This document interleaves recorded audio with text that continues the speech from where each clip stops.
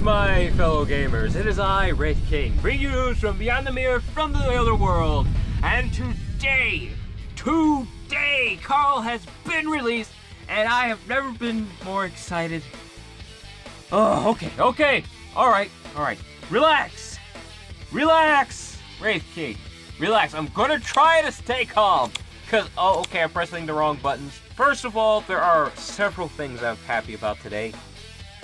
Why? This was how it was in the last video. The last video I did on the Night Pro, Karl, was the same thing. The day was great. Today's great. Then was great. Now is great. What is the deal? What is going on? I don't know. That's how happy I am. I just don't even know how to express my joy. Today is great. The last time I recorded this video, which was like a year ago, I was super happy back then, and now I'm super happy today. I don't know what's wrong with me. I really don't. But Karl has been released on another extremely happy day. Fantastic. I am okay. Relax, Wraith King. Karl has been released. And right away, I'm noticing something that I'm very pleased to see. Karl has been swapped to a universal hero. Karl was always kind of used for his passive, so being switched to a universal My spear is like the wind, unstoppable. It makes a lot of good sense. He was switched to a universal hero because before, as I said, he was used for his passive. His passive is what made him really strong. He was an offensive character. Now, this is the original version of the game. He used to be offensive. And he was really good at dealing damage. He was a great DPS. And his awakening skill was pretty good too, but his passive is one of the main reasons people used him.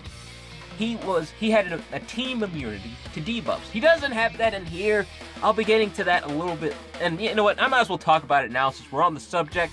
Dual Spearmaster. What this does now is it applies block to all attacks. Decreases damage received by 50%, that's expected. Increases debuff resist rate of all universal type allies by 30%. Decreases damage received from attacks by offensive type enemies for all universal type allies. Now, he's not entirely the powerhouse he used to be. What he used to do is he used to decrease the defense of the enemy team by, what was it, like 40%? 40 or 30%. It was a very powerful debuff he had toward the enemy team. Not only did he do that, but he had a Void Shield, and he had a ally buff that made everyone immune to debuffs. It was kind of like spikes, but I believe his didn't last as long. But the thing is, he was a fighter, and he was really strong. That's what kind of made him so popular. But he fell out of the meta so fast in the original version of the game because he was a fighter, and people kept using him for his passive, which isn't exactly something you're supposed to use fighters for. You're supposed to use them for, their ability to fight. You're supposed to use him offensively, not defensively. And he kept being used defensively, and that got him killed a lot. And I'm still kind of using him defensively on my original team, but I'll get to that later in another video. Right now, I'm really happy that they did switch him here on the global version because he needed it. He really did needed the switch. He needed that balance. But okay, I know some people are going to be a little bit upset about the universal character only thing because he only applies the decrease in debuff, increase in debuff resistance, to universal type allies. I'm gonna sneeze. Sneeze almost slipped out on me there. Sorry about that. It's probably gonna show itself a little later on in the video. I just have a feeling I'm gonna just sneeze out of complete nowhere and later on in the video, and I won't be able to control it. But yeah, Karl being switched to universal makes sense, but I know some people are gonna be a little upset about that balance on his not his awakening skill, but his passive ability. Sorry, I'm still super excited today. My words are all over the place. I barely know what to say right now. Most of the things I'm saying are just coming off the top of my head. I'm just super excited about Karl being released. I really am. But at the same time, I feel a little let down because he doesn't have that team buff that made everybody resistant against debuffs. But the thing is, what kind of makes that a little good is because Spike. It kind of made Spike a little pointless. When Karl was released, it made Spike a little pointless. It made him seem like... It didn't make him seem like his own character anymore, because other characters could do pretty much the same thing as him. There were other characters that could, and it just meant that you didn't exactly have to use Spike. So having a completely different hero is something I'm hoping they do a little more often on this game. Making everybody a little more unique. And that seems like what they're trying to do here. But alright, let's take a look at his first active, which is Lightning Beam. Hang, before I do that, I better check the space on my phone, because you guys know how it is on this channel. My phone just will destroy videos. It really will. If there is not enough space, my phone will just destroy the video. Blaming me for your own stupidity again, Wraith King? Ha ha ha ha ha ha ha ha ha ha ha ha. It is fortunate that you are behind that screen. If not for the screen, I would have already beaten the living stupid out of you. Beaten the living stupid out of you. Beaten the living stupid out of you. By the way, Dave rules and you suck, Wraith King. Ha ha ha ha ha ha ha ha ha ha ha ha. Anyways, let's take a look at Lightning Beam. Hoping and praying that my phone does not delete this video. This inflicts 230% physical damage on 3 enemies with the highest physical attack or magic attack. Additionally, inflicts 3,000 fixed damage, electrifies the enemy at a certain rate. Now this is really good. The electrify is at a certain rate lasts for 2 turns. Now, as I was saying, this is a really huge buff for this ability. It used to do not enough damage. It just didn't. Even though he was offensive, it just didn't seem to do enough damage. The 3,000 fix really does make sense. Now, although it doesn't have piercing, but that might be a little OP because it does have that 3,000 fix. So yeah, that might be a little OP.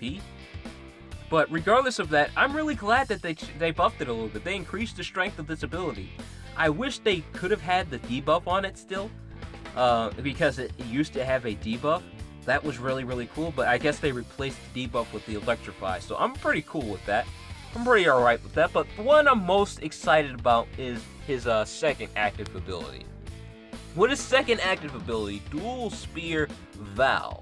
This decreases all ally skill CD by 30%, decreases piercing damage received by all allies by 50% 10 times, decreases the enemy's buffed rotation by 2 turns. Now what this used to do is it used to decrease skill CD, I believe, and I believe it decreased piercing damage as well, at least I think, and it just removed negative effects from the ally team.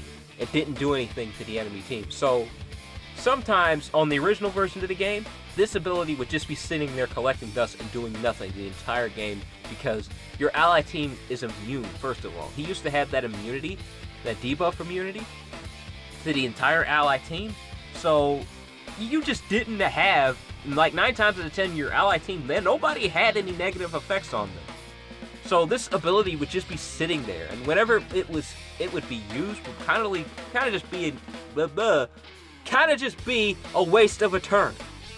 What is wrong with my words today? But alright, let's take a look at his Awakening skill. This one I'm pretty happy about right here. I'm actually quite excited about this one. Blue Bolt Lightning. Inflicts 250% physical damage on 4 enemies. Resets all skill CD.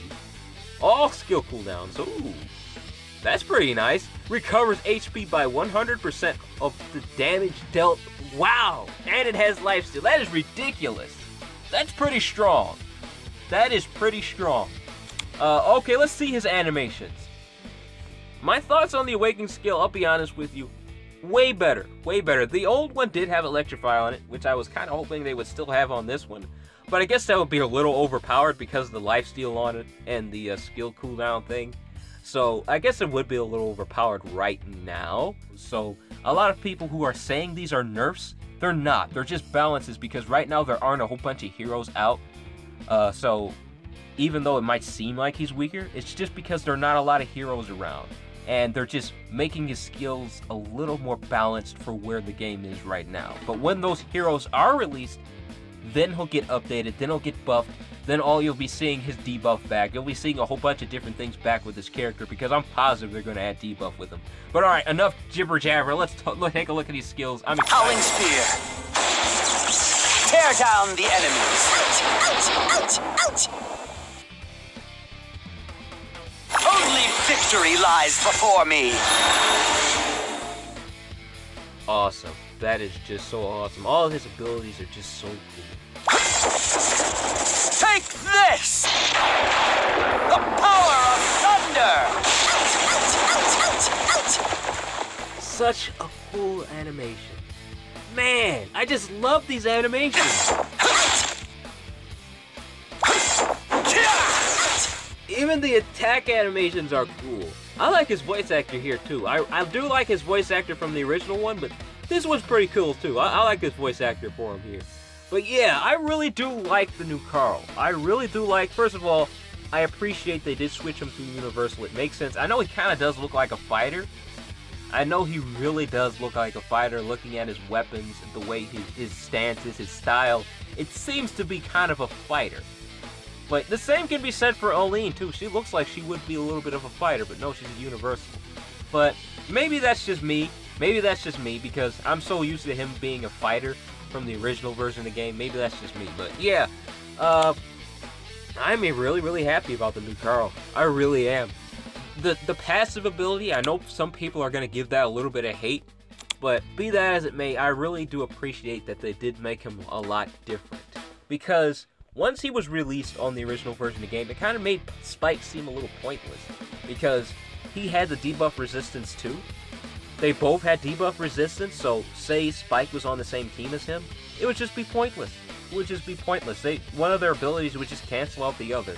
And it wouldn't really make much sense to have them both on the same team. But since Karl increases the resistance of debuffs to all Universal heroes, see, when Spike's debuff is completely gone, or it's debuffed, you'll still have a resistance to debuffs. It won't be as potent as an all-out immunity, but it'll still be a resistance if you have Karl on your team. So, it makes a little more sense to have him on your team with Spike. So I'm glad that they did do that, I'll be honest with you, now that I'm really, really thinking about it, because it makes him a little more unique and makes him a little more usable.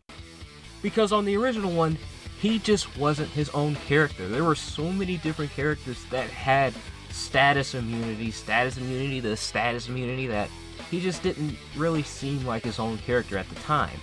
But once they released him in the global version and they added the changes they did, now people will be a little more apt to use him because he's a lot different and he's useful even if Spike is on the team. He is still incredibly useful just all around. So I'm glad that they did make those changes, even though I'm pretty sure somebody's not going to be happy about it. But I personally think they're alright. I think those are some pretty decent changes. I don't know how he's going to work for death meta teams now though, I'll be honest with you, because there's only one status immunity character that has to be on the team. So I don't know if I'm going to have him on my team this time in the global version. But I still might get him anyways though, because he is a very strong character and he can be useful for DPS teams too. So I'm expecting to see a lot of fascinating builds in the arena with him. But anyways, that's all the time I have left, my fellow gamers. I hope you enjoyed this video. I love uploading RPG videos all the time on tons of different RPG games, including Seven Knights. I love reviewing every new hero they come out with on the global version and the original version of the game, so stay tuned for all of those. So remember to hit the like button, and please do subscribe if you like this video. Most of all, I love you guys. Please do take it easy for me, alright? Bye.